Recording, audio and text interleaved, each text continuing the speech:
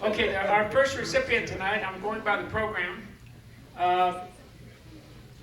Jerry De La Rosa, 1973 high school graduate of Delano High School, capped his Tiger Wrestling with an outstanding senior season. Senior record was 34 wins, 10 losses. First at the Highland Tournament, second at the Bakersfield College Tournament, second at the league meet, fourth at the Yosemite Division meet, and fourth in the Valley Championship meet. We haven't had wrestlers even in the Valley Championship meet for like 10 years. So he did quite well during his time. So Jerry, would you come up here and accept your award, please? So let's have a nice round of applause for Jerry De La Rosa.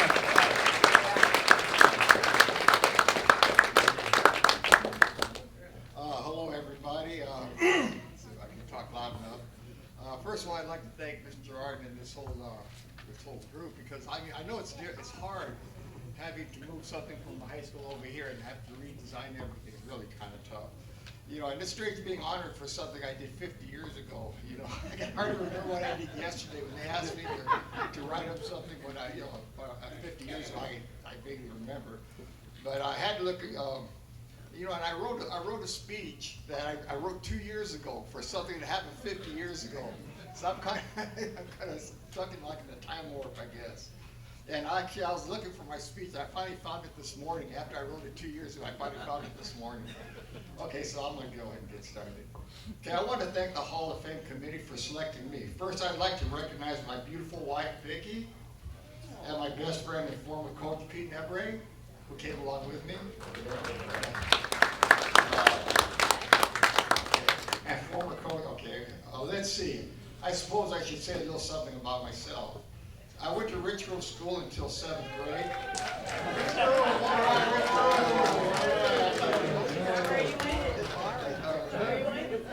Anyway, I went to Rich Grove School until 7th grade. Then I transferred to Fremont Elementary School. At Rich Grove, Fremont, all right, another one. Okay, and what was I? All right. Anyway, at Fremont, I transferred to Fremont School. At Rich Grove, we didn't have a formal wrestling program. Well, that's if you consider body slamming and drop kicking your opponent in the restroom. Yeah, that's part of a wrestling program. We learned what we thought was real wrestling by watching wrestlers like Ray Stevens. Back up, a lot of you probably remember these guys are. These are professional wrestlers at the time when I was a kid. Like Ray Stevens, Kenji Shibuya, Mr. Moto, and the lights on TV. I got my share of backbreakers and body slams, and it really hurt at that time. When I transferred to Fremont, I found that they had a real wrestling program, thanks to Pete and Ralph Espinoza. Mr. Moore would come around now and then help. He had never been involved. I have never been involved in a real wrestling program. I remember my first wrestling match at Fremont. Mr. Morgan was there. I didn't know many moves other than drop kicks and backbreakers. I knew I couldn't use those, so I muscled the guy. I think I was stronger than my opponent, but he knew the moves. Needless to say, I lost my first wrestling match. After that, Pete and Ralph worked us hard. Later that season, I met the same guy at a tournament. We faced each other, and I pinned him in the first round.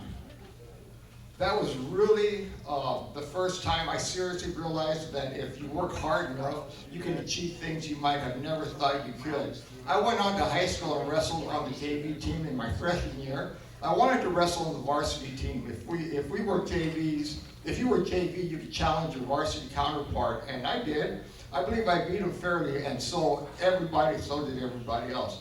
However, I truly believe the coaches thought I was too unseasoned and inexperienced. Now that I look back, I think they were right.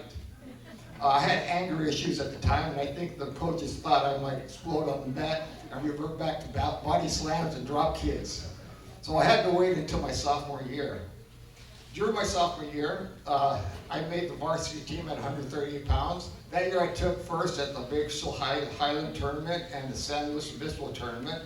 I believe I went undefeated that year and eventually won the SYL title. That's just SYL, I think, back then. I don't remember what our league's name was. Anyway, SYL title, and I didn't place in the Valley Tournament.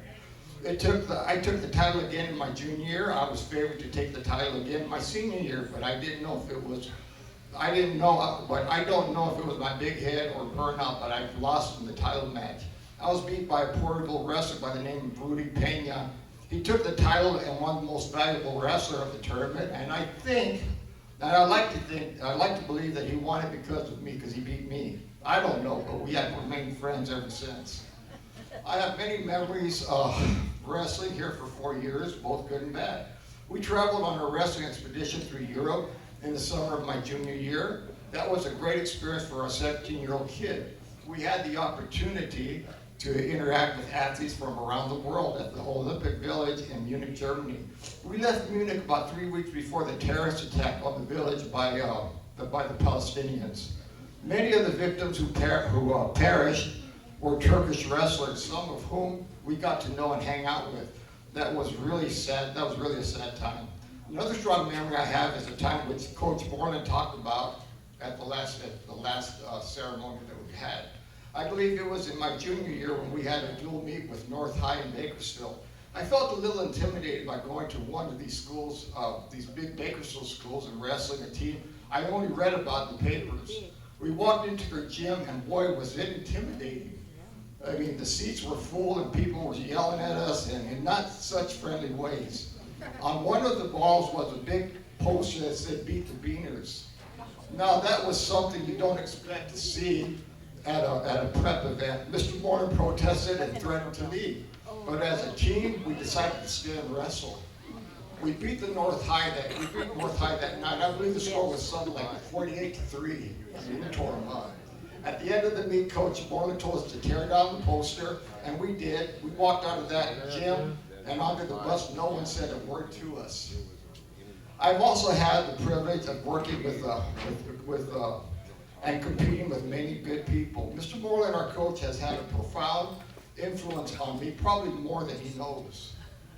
Many times I've wondered if Mr. Borland would be proud of me if he knew how well I was doing. I know he thought if he could get us off the streets and into a positive and competitive environment, we would do well. He was right. My brother Pete Nebray worked for the city for 40 years. My other brother George Nebray worked in the agricultural field for many, many years. Danny Ortiz, another wrestler, is an architect in Bakersfield. Mike Peavyhouse, a minister back east. And myself, we taught for the Delano High School District for 27 years. And there are those who are no longer with us, like Julio Morales, Big Fred Valoff, Kobe Prather, and my good friend Jimmy Reagan, who was not on our team, but was one of our greatest supporters and sometimes traveled with us. One of our greatest team accomplishments was holding the state record for the longest streak for a wrestling team in California. I believe it stood at, I don't know, was it 53 or something like that, 43 or I don't know, so consecutive wins. I'm not sure whether it still stands today, but it might. Although I didn't wrestle in college, I like to think that what I learned in wrestling helped me in life. After high school, I joined the Army and was assigned to the position of squad leader for my unit. It was a very competitive position, and I got it. We had competitive wrestling on base, and I was undefeated there too. After my discharge from the Army, I went to Bakersfield College for 2 years and on to Cal State Bakersfield for 3 years. I made it on the Dean's List for 6 consecutive quarters. I received a master's in teaching from Chapman University, and soon after was awarded my teaching credential. I taught for the Delano Union Elementary School and retired 3 years ago. Not bad for a kid who's a son of a farm-working parents and who ran on the streets of the west side of Delano for a while. I think life might have been very different if I hadn't had those 4 years of wrestling in high school. Many of my friends in high school who did participate in sports or other extracurricular activities and who didn't embrace education are no longer here anymore. I greatly appreciate the years wrestling for Delano High School and the influence it had on my life. And before I conclude, I'd like to recognize 2 men who were the greatest influence on me during this time of my life. One was my dad, Jerry De La Rosa, who would pick me up when I was down, who would always promise and encourage me, or almost promise and encourage me, and that beautiful broken English of his, that if I worked hard enough, things could only get better. And Dad was so right. And the other man was Mr. Bernardo Nebray, who was our consummate cheerleader. No matter where we competed, it doesn't matter where we competed, he was there to cheer us on. God bless you too, and this award is for you. Thank you.